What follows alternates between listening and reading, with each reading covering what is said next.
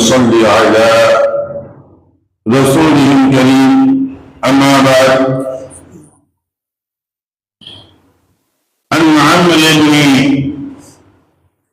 عن سعيد بن زيد بن عمرو بن نفيل رضي الله تعالى عنه قال سمعت النبي صلى الله عليه وسلم يقول الكمعة من المنة وماؤها شفاء للعين أو قال النبي صلى الله عليه وسلم صدق رسول الله الكريم. அன்றைக்கு சகோதரர்களுக்குரியவர்கள இன்று நாம் பார்க்கக்கூடிய பாடம் காளான், மிஸ்வாக், அதேபோல காலி என்று சொல்லக்கூடிய வினிகள், இதனுடைய சிறப்புகள், இதனுடைய மென்மைகளை பற்றி பார்க்க இருக்கின்றோம்.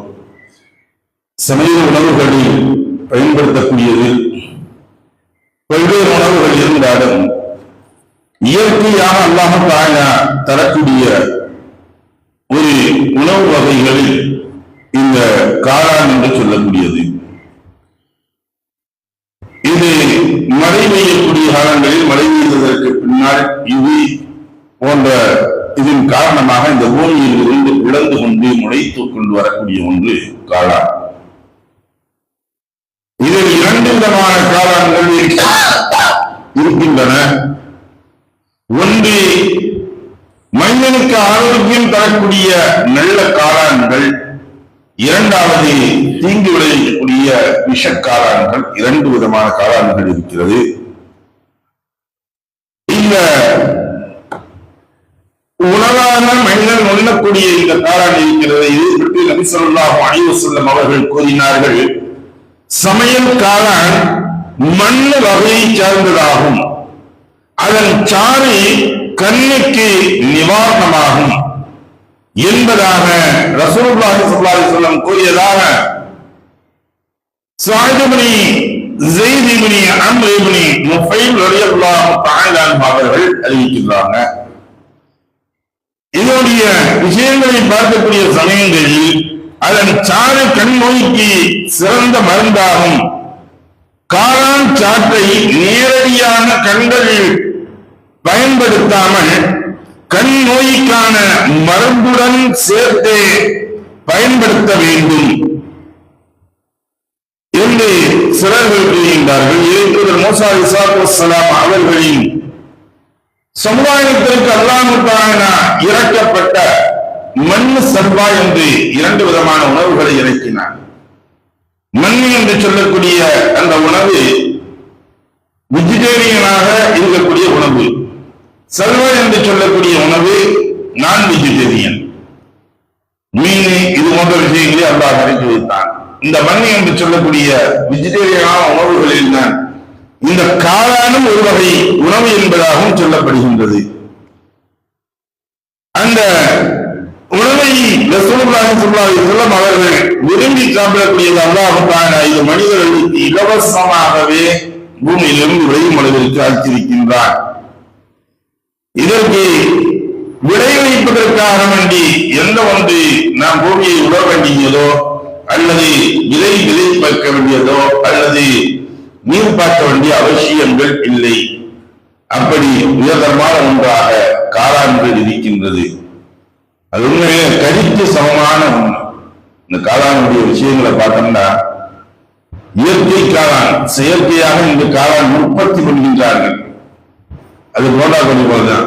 பிராய்லர் கோழிக்கும் நம்முடைய நாட்டுக்கோழிக்கு உள்ள வித்தியாசம். இந்த இயற்கையாக வரக்கூடிய காளான்களை எடுத்து கறி மசாலா போட்டு அதே போன்றுதான் சுவைத்து உண்டால் கரியை போன்றே அந்த சுவைகள் இருக்கும். அந்த அளவுக்கு உள்ளது. அடுத்த ரசூலுல்லாஹி ஸல்லல்லாஹு அலைஹி வஸல்லம் மிஸ்வாக்கை பற்றி சொல்லும் பொழுது ஜாபிர் இப்னு அப்துல்லாஹ் ரலியல்லாஹு தஆலா அவர்கள் கூறினார்கள், நாங்கள் ஒருமுறை ரசூலுல்லாஹி ஸல்லல்லாஹு அலைஹி வஸல்லம் அவர்களுடன் மருன் லஹரான் என்னும் இடத்தில் அல் கபாஸ் மரத்தின் பழத்தை பறித்துக் கொண்டிருந்தோம். அப்போது நபி ஸல்லல்லாஹு அலைஹி வஸல்லம் அவர்கள் இதில் கருப்பு நிறத்தை பறியுங்கள் என்று சொன்னார்கள். நாங்கள் அல்லாஹ்வின் தூதரே ஸல்லல்லாஹு அலைஹி வஸல்லம், தாங்கள் ஆடு மேய்த்தொழியர்கள் போல இருக்கிறதே என்று கேட்டோம். அதற்கு நபி ஸல்லல்லாஹு அலைஹி வஸல்லம் அவர்கள், ஆம், ஆடு மேய்க்காத இறைத்தூதர்கள் யார் உண்டு என்பதாக ரசூலுல்லாஹி ஸல்லல்லாஹு அலைஹி வஸல்லம் கேட்டு, அதுபோன்று திரும்பி என்ற இடம் கேட்டார்கள். நபிமார்கள் ஆடு மேய்ச்சிருக்காங்க, ஆடு மேய்க்காத நபி யார் பாருக்கா அப்படின்னா நான் என்னமா அப்படின்னு அந்த எதிர்மனை கேள்விகளை ரசூலுல்லாஹி கேட்டாங்க. இது ஒரு தமாஷான முறையில் கேட்டு பேசப்பட்ட விஷயங்கள். அந்த அரபு நாடில் ஹிஜாஸ் பகுதியில் விளையும் மிஸ்வாக், இந்த பல் துவக்கக்கூடிய குச்சி இருக்கின்றது, மரத்தின் பழத்திருக்க அது கபாஸ் என்று சொல்வார்கள். அது கபாஸ் கூடிய பழம் என்னன்னா மிஸ்வாக்கு மரத்திலிருந்து விளையக்கூடிய ஒரு பழம். வெப்பமும் உலர்ந்த தன்மையும் கொண்ட இந்த பழத்தில் நிறைய மருத்துவ குணங்கள் உள்ளன. குடலை பலப்படுத்தும், செரிமானத்தை அதிகமாக்கும், கபத்தை அகற்றும், முதுகு வலியை போக்கும். இந்த பழத்தின் சாறு சிறுநீர் ஓட்டத்தை சீராக்கி சிறுநீரகத்தை சுத்தப்படுத்தும் என்பதாகவும் இதனுடைய பழத்துடைய தன்மைகளை பற்றி மருத்துவர்களும் சொல்கின்றார்கள்.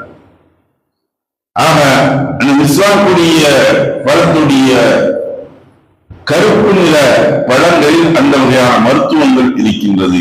அதே போல சமையல் ஊட்டக்கூடிய காடி என்று சொல்லுவார்கள் வினிகர், இதனுடைய சிறப்புகளை பார்த்தால் ஆயிஷா சித்திகா ரலியல்லாஹு தஆலா அன்ஹா அவர்கள் கூறியதாவது, குழம்புகளில் அல்லது குழம்பில் அருமையான சமையல் காடியாகும் என்று நபி ஸல்லல்லாஹு அலைஹி வஸல்லம் அவர்கள் கூறினார்கள். இந்த ஊறுகாய்க்கு எல்லாத்தையும் நம்ம ஊற்றுவோம்.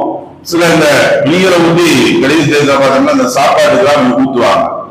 இது இருக்கக்கூடிய உணவுகளிலேயே சிறந்த உணவு என்பதாக ரசூலுல்லாஹி ஸல்லல்லாஹு அலைஹி வஸல்லம் அவர்கள் சொன்னார். ஆயிஷா சித்திகா ரலியல்லாஹு தஆலா அன்ஹா அவர்கள் கூறுகிறார்கள், நம்முடைய விஷயங்களை பார்க்கும் பொழுது பழங்கள், தானியங்கள், சர்க்கரை போன்றவற்றை குடிக்க வைப்பதற்காக வேண்டி எடுத்துக் கொள்ளக்கூடிய ஒரு அமிலமாக இருக்கிறது. இது காடி என்பதாகும், வினிகர் என்பதாகவும் காடி என்பதாகவும் இதற்கு சொல்வார்கள். ஆங்கிலத்தில் வினிகர் என்றும் தமிழில் காடி என்றும் சொல்வார்கள். இதை உணவு குழம்பாகவும் பயன்படுத்தும் ஊறுகாய் போல, அது ஊற வைப்பதற்காக வந்து பயன்படுத்தக்கூடிய ஊறுகாயை போன்று இருக்கும் என்பதாக சிறுகாய் என்பதும் அரபியில் கல்வி என்றும் இதற்கு பெயர் சொல்வாங்க. இன்னும் அதிகமான மருத்துவ குணங்கள் இருப்பதாக சொல்கிறார்கள். செரிமானம், கபத்தை அகற்றல், இரத்த ஓட்டத்தை சீராக்குதல் ஆகியவை அவற்றில் அடங்கும் என்பதாக சொல்லப்படுகின்றது. அப்ப இந்த சிறுகாய் என்று சொல்லக்கூடிய வினிகரை நாம் பயன்படுத்துவதன் காரணமாக அளவாக எதுவுமே சரி, அளவுக்கு மீறினால் அமிர்தம் நெஞ்சு என்பதாக தமிழில் சொல்வார்களே, எதையுமே ஒரு அளவாக உண்ணக்கூடிய சமயங்களில் அது மனிதனுடைய உடலுக்கு ஆரோக்கியத்தை அளிக்கக்கூடிய உணவுகளாக இதுவெல்லாம் இருக்கிறது என்பதாக நம்முடைய முத்திரை முஹம்மது முஸ்தபா ஸல்லல்லாஹு அலைஹி வஸல்லம் அவர்கள் சொல்லியிருக்கின்றார்கள். எதை படித்துமோ எதை கேட்டோமோ அதை விளங்கி நடக்கக்கூடிய நன்மக்களாக வல்லல்லாஹு நம்மை ஆக்கி ஆகுவானாக. வாஹிர் தாவானா அல்ஹம்துலில்லாஹி ரப்பில் ஆலமீன். சுப்ஹானல்லாஹி வபிஹம்திஹி சுப்ஹானல்லாஹி வபிஹம்திக வ நஷ்ஹது அன் லா இலாஹா இல்லா அன்த வ நஸ்தக்ஃபிருக வ நதுபு இலைக். ஆமீன். சுப்ஹான ரப்பிக ரப்பில் இஸ்ஸத்தி அம்மா யசிஃபூன் வ ஸலாமுன் அலல் முர்ஸலீன் வல்ஹம்துலில்லாஹி ரப்பில் ஆலமீன்.